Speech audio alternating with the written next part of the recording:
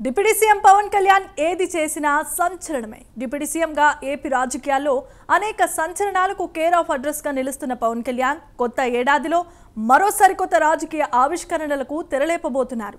ఏడాదంతా జనాల్లోనే ఉండేలా జిల్లాల పర్యటనలకు శ్రీకారం చుట్టబోతున్నారు.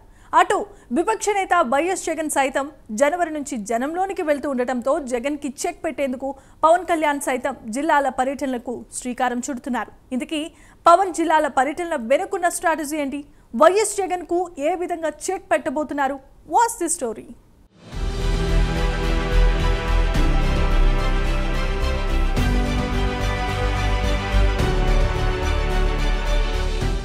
AP deputy CM Pawan Kalyan మరోసారి పొలిటికల్ స్ట్రాటజీకి తెరలేపారు. గతంలో వారాహి పేరుతో జనాల్లోకి వెళ్లిన పవన్ ఇప్పుడు డిప్యూటీ సీఎంగా జనాల్లోకి వెళ్లేందుకు భారీ ప్రణాళికలు సిద్ధం చేస్తున్నారు.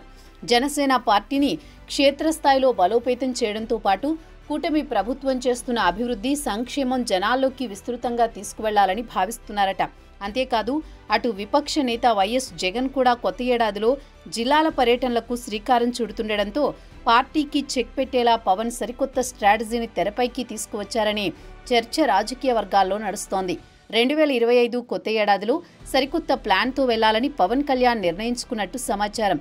ఒక ఏడాదంతా జనాల్లోనే ఉండేలా తన పర్యటనలకు శ్రీకారం చుడుతున్నారు.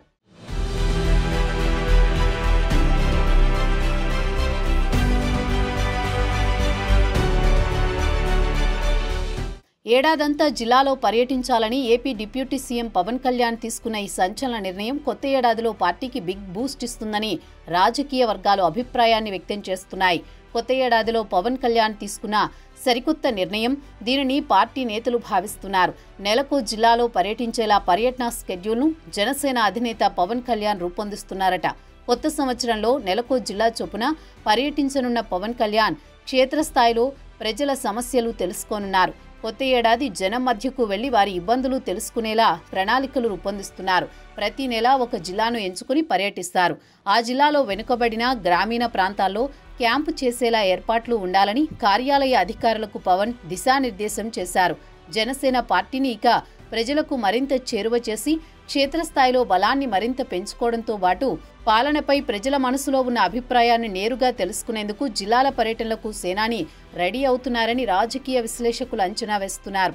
అదే సమయంలో పార్టీకి ప్రభుత్వానికి గ్యాప్ రాకుండా నేరుగా కార్యకర్తలు నేతలతో పవన్ మాట్లాడుతున్నారు. ఈ మేరకు జనసేన కేంద్ర కార్యాలయం నుంచి అధికారికంగా ప్రకటనను కూడా విడుదల చేశారు.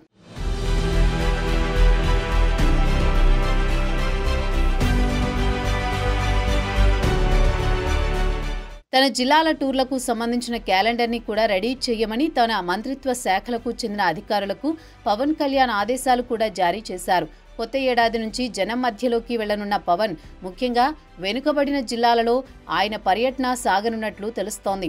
అంతేకాదు గ్రామీణ ప్రాంతాలలో పూర్తిగా పర్యటించేలా రూట్ మ్యాప్ని రెడీ చేస్తున్నారు. డిప్యూటీ సీఎం హోదాలో పవన్ ప్రజలతో మమేకం కానున్నారు. ఇటీవల పవన్ కళ్యాణ్ ఉత్తరాంధ్రలో జరిపిన 2 రోజుల పర్యటన గ్రాండ్ సక్సెస్ అయ్యింది. ఆయన ఏజెన్సీ ప్రాంతాలను ఎంచుకుని అక్కడ గిరిజనంతో కలిసి వారి సమస్యలు తెలుసుకున్నారు. అనేక అభివృద్ధి కార్యక్రమాలను ప్రారంభించారు.